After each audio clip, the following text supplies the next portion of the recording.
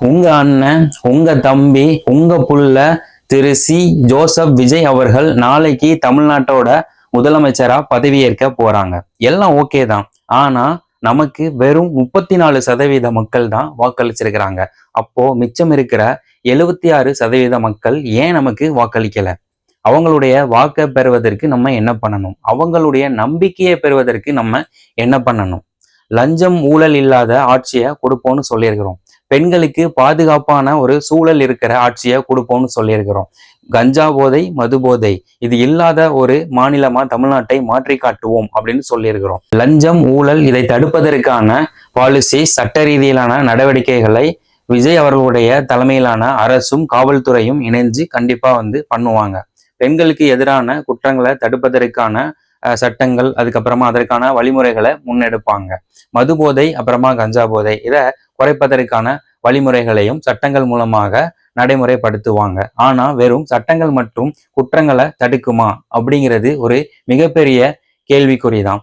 பெரியார் எப்படி தன்னுடைய பெயருக்கு பின்னால சாதி பெயரை போடுறது ஒரு மிகவும் இழிவான செயல், அது வெட்கப்பட வேண்டிய விஷயம் அப்படின்ற அந்த எண்ணத்தை மக்கள் எல்லார் மனசுலையும் ஒரு மிகப்பெரிய விழிப்புணர்வா ஏற்படுத்தினாரோ, அதே மாதிரி லஞ்சம் வாங்குறதும் லஞ்சம் கொடுக்கறதும் பெண்களுக்கு எதிரான குற்றங்களை நடத்துறதும், இந்த பெண்களுக்கு எதிரான குற்றங்களுக்கு அடிப்படை காரணமா இருக்கிற கஞ்சா மற்றும் மதுபோதையை எடுத்துக்கிறதும் ஒரு இழிவான மற்றும் வெட்கப்பட வேண்டிய விஷயம் அப்படிங்கிறத மக்கள் மனசுல ஒரு மிகப்பெரிய விழிப்புணர்வா தாவேகா தலைவர் அவர்களுடைய ரசிகர்களும் சரி, தொண்டர்களும் சரி ஏற்படுத்தணும்.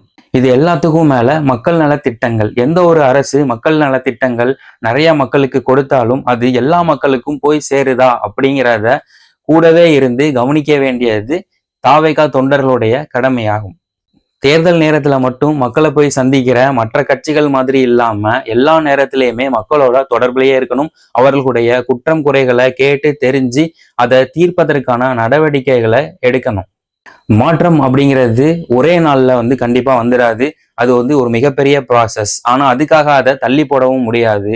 தாவேகா தலைவர் விஜய் அவர்களுடைய ரசிகர்களும் தொண்டர்களும் அதை தங்கள்ல இருந்தே ஏற்படுத்தணும் அப்படின்றது தான் முக்கியமான விஷயம். இப்படி மட்டும் தாவேகா தலைவர் விஜய் அவர்களுடைய ரசிகர்களும் தொண்டர்களும் செஞ்சுட்டாங்க அப்படின்னா அதுதான் மிகப்பெரிய ஒரு புரட்சியா அமையும். இது எல்லாத்துக்கும் மேல முக்கியமான விஷயம் எது அப்படின்னா, மற்ற கட்சிக்காரர்கள் எப்படி தங்களுடைய கட்சிக்காரர்கள் ஏதாவது ஒரு குற்றம் பண்ணிட்டாங்க, இல்லை அப்படின்னா தன்னுடைய கட்சி ஏதாவது கொள்கை ரீதியான தவறான முடிவுகள் எடுக்கும்போது அதுல கேள்வி கேட்காம அதுக்கு முட்டு கொடுப்பாங்க இல்லையா, அதை பண்ணாம தாவேகா கட்சியினரும் சரி, தொண்டர்களும் சரி, இல்ல அவர்களுடைய ரசிகர்களும் சரி, கட்சி அடிமட்ட தொண்டர் தப்பு பண்ணாலும் சரி, இல்ல உச்சபட்ச தலைமை தப்பு பண்ணாலும் சரி, அதை கேள்வி கேட்கிற முதல் குரல் நம்ம குரலா இருக்கணும். இது மட்டும் நடந்துருச்சு அப்படின்னா இதுதான் மிகப்பெரிய விசில் புரட்சியா இருக்கும். தமிழகத்துல இந்த 5 வருஷம் மட்டும் இல்லாம இனி வரப்போற எத்தனை வருஷமா இருந்தாலும் தமிழகத்தின் நிரந்தர முதல்வரா விஜய் அவர்களை இது உட்கார வைக்கும் அப்படின்றதுல எந்த விதமான மாற்று கருத்தும் கிடையாது. இந்த விசில் புரட்சிக்கு நான் ரெடி, நீங்க ரெடியா?